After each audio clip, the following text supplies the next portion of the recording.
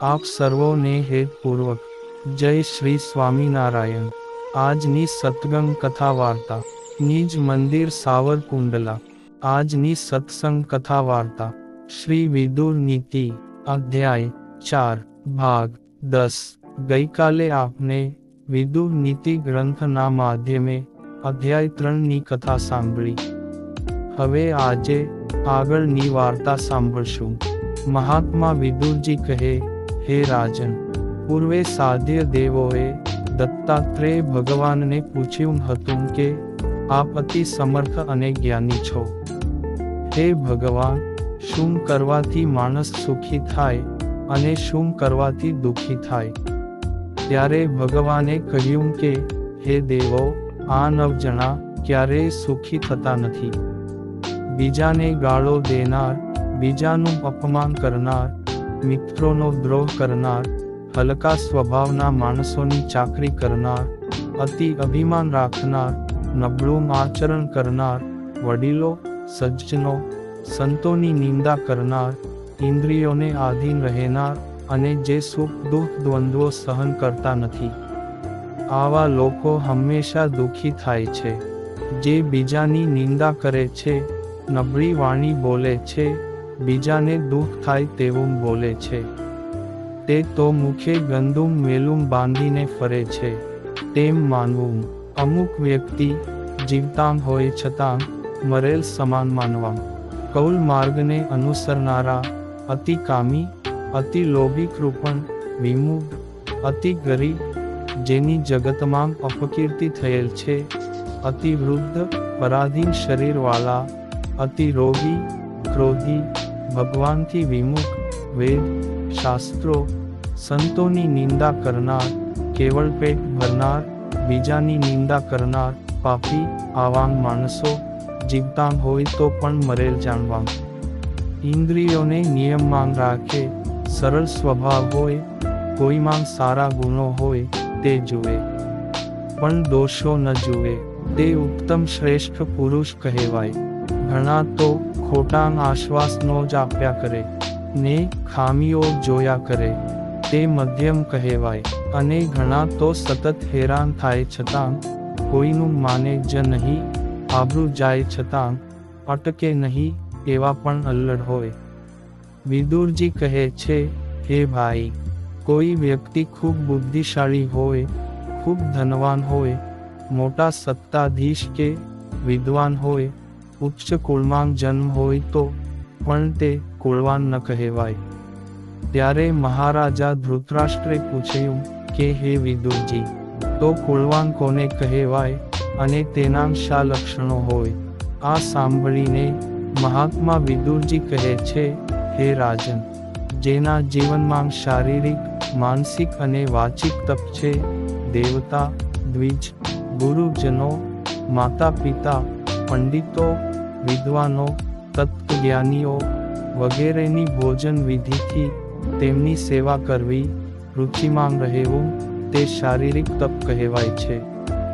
બીજાનું દિલ ન દુભાય તેવું બોલવું, સત્ય, પ્રિય, હિતકારી બોલવું, સ્વાધ્યાય કરવો, અભ્યાસ કરવો, તે વાણીનું તપ કહેવાય। તપ એટલે મનમાં ઉદાસ ન થવું, મનમાં પ્રસન્નતા રાખવી, સવળા વિચારો ગ્રહણ કરવા, બધા સાથે સદનુમ રાખવો, સરળતા રાખવી, પણ વર્તમાન લોપાય ત્યાં તો આજ્ઞાનું અનુસંધાન જરૂર રાખવું, આ માનસિક તપ કહેવાય છે।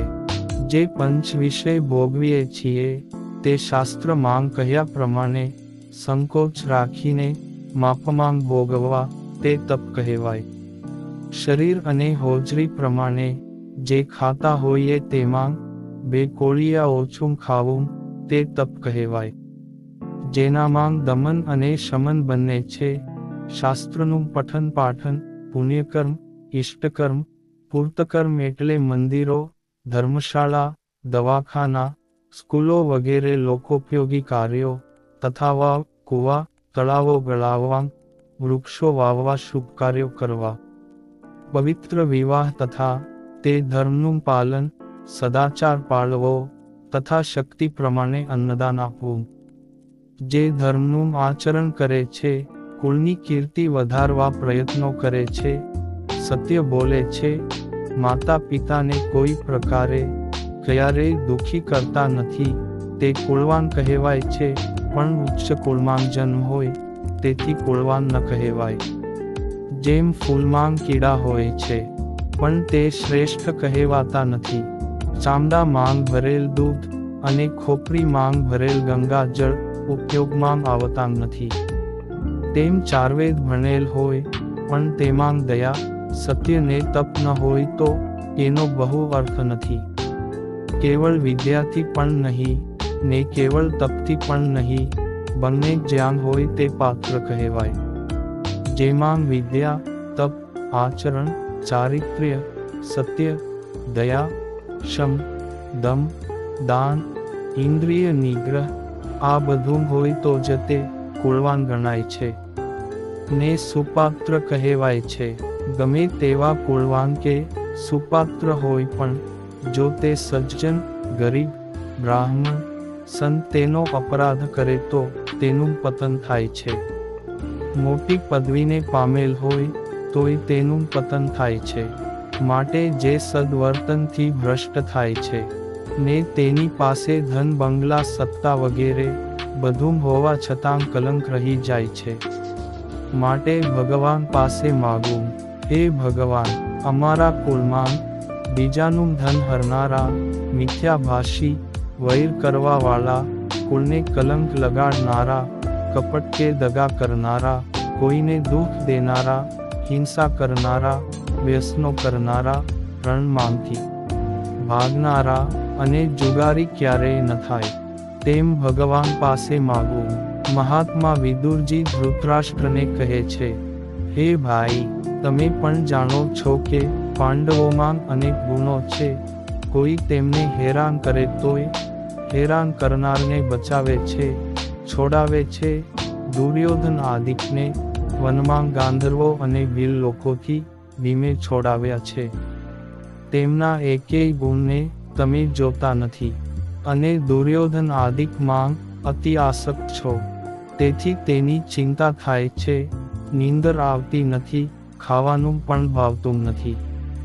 અને ચિંતાથી તો ઘણું નાશ પામે છે ને અનેક રોગો પણ થાય છે. માટે હે ભાઈ, તમે સાચું સ્વીકારો, તમે સુખી થશો. કાણાવાળા માટલા માંથી જેમ પાણી વહી જાય તેમ એકાદ ઇન્દ્રિય વિષયમાં આસક્ત થાય તો જ્ઞાન સ્રવી જાય છે. ડુમડુમ તરે પણ જો કાણું હોય તો ન તરે. આ સાંભળીને ધૃતરાષ્ટ્ર કહે છે, હે વિદુરજી, તારી વાત સાચી છે. મેં પાંડવોને હેરાન કર્યા છે, મારા દીકરાને મેં રોક્યા નહીં. મને લાગે છે કે પાંડવો યુદ્ધ કરીને મારા દીકરાને મારી નાખશે. આમ પસ્તાવો તો કરે છે પણ બુરી દાનતમાં કાંઈ પણ ફેરફાર કરતા નથી અને કંઈ પણ આપવાનું કહેતા નથી. માટે પસ્તાવો થયા પછી માણસે પોતાના આચરણમાં બદલાવ લાવવો જોઈએ, યોગ્ય ક્રિયા કરવી જોઈએ. વિદુર કહે છે, હે ભાઈ, કોઈ માણસ પસ્તાવો કરે પણ પોતામાં કાંઈ ફેરફાર ન કરે તો એ શું કામનું? મહાત્મા વિદુરજી કહે છે, હે મહારાજા, પાંડવોને થોડું ઘણું આપશો તો અનર્થ નહીં થાય, પણ દીકરાઓ બચી જશે, આબરૂ વધી જશે અને સૌને શાંતિ મળશે. હવે વિદુરજી શાંતિ માટેના ઉપાયો બતાવે છે. હે ભાઈ, સારો અભ્યાસ કર્યા પછી, યુદ્ધમાં જીત્યા પછી, તપ પૂર્ણ થયા પછી પણ જો ઇન્દ્રિયોને જીતે તો શાંતિ મળે, સુખ મળે. માટે થોડું પણ આપો, લોભ છોડો તો જ શાંતિ થશે. હે ભાઈ, એક વ્યક્તિને આખી ધરતીની સંપત્તિ મળે તો પણ તૃપ્તિ થતી નથી, પણ સંતોષ મળે તો જ તૃપ્તિ થાય છે. હે ભાઈ, તમે કુટુંબમાં ને તેમાંની દીકરાઓ સાથે વેર કરો છો તો સુખ ક્યાંથી મળે? જુઓ, એ કપડાં ફાટી જાય ને સાંધો કરવો હોય તો કપડાંનો થાય, બીજાનો નહીં. જરૂર પડે તો કોઈક દી સગામ કે જાણીતા મદદ કરે, અજાણ્યા કાની મદદ કરતા નથી. યાદવો, કૌરવો, રાવણ, વાલી, કંસ આ બધાને સગાને જ માર્યા છે કે મરાવ્યા છે. શ્રી રામને પણ વન સગાને જ દીધું છે. સગાંગ માંગથી જ્યારે ભય આવે છે ત્યારે કોઈ ટાળતું નથી. માટે સગામ માંગ વેર ઝેર ન કરવું, ખમી ખાવું અથવા કાનિક જતું કરવું. વિદુરજી કહે છે, હે ભાઈ, સુંદર પલંગ, ગાદલાં, નીંદર આવે એવી બધી અનુકૂળતા હોય, સુંદર સ્ત્રી હોય, વખાણ કરનારા હોય, સંપત્તિ, સત્તા બધું હોવા છતાં જો જ્ઞાતિમાં, સંબંધીમાં, પતિ પત્નીમાં, બાપ દીકરામાં, ભાઈઓમાં, ભાગીદારોમાં, વેવાઈ વેલામાં, પાડોશીઓમાં કજિયા હોય તો બધી વસ્તુ હોવા છતાં પણ નીંદર ન આવે, શાંતિ ન મળે. માટે મોટું મન રાખીને, થોડું પણ જતું કરીને સંપ સ્નેહ રાખવો. વેર ઝેર, ભેદભાવ, કજિયા કરનારા ક્યારેય સુખી થતા નથી, તેની આબરૂ રહેતી નથી, તેને શાંતિની વાત પણ ગમતી નથી, તેને કોઈ સમજાવે તો સમજતા નથી. અને હે ભાઈ, તેનો નાશ થાય છે, પતન થાય અને દુઃખી થાય છે ને બીજાને પણ દુઃખી કરે છે. હે ભાઈ, જેમ ગાય પાસેથી દૂધ મળે, વિદ્વાન કે ભણેલ પાસેથી જ્ઞાન મળે, તેમ જ્ઞાતિથી ભય, દુઃખ આવે, પણ દુઃખ ટાણે. વરા આદિ લગ્ન પ્રસંગે, શત્રુ વખતે, સ્મશાન વખતે જ્ઞાતિજનો, સગાંગ સંબંધીઓ, મિત્રો, સ્નેહીઓ જ મદદ કરે છે. કોઈક દિવસ જરૂર પડશે તો એ લોકો જ આપશે એમ માનવું. માટે હે ભાઈ, તમારા 100 દીકરાઓ અને પાંડુના 5 દીકરાઓ, તેમનો સરવાળો કરો ને બાદબાકી શું કામ કરો છો? સૂતરના તાંતણા વેળા થાય તો મજબૂત દોરડું બને, તેમાંથી એક એક દોરો શું કામ કાઢવો?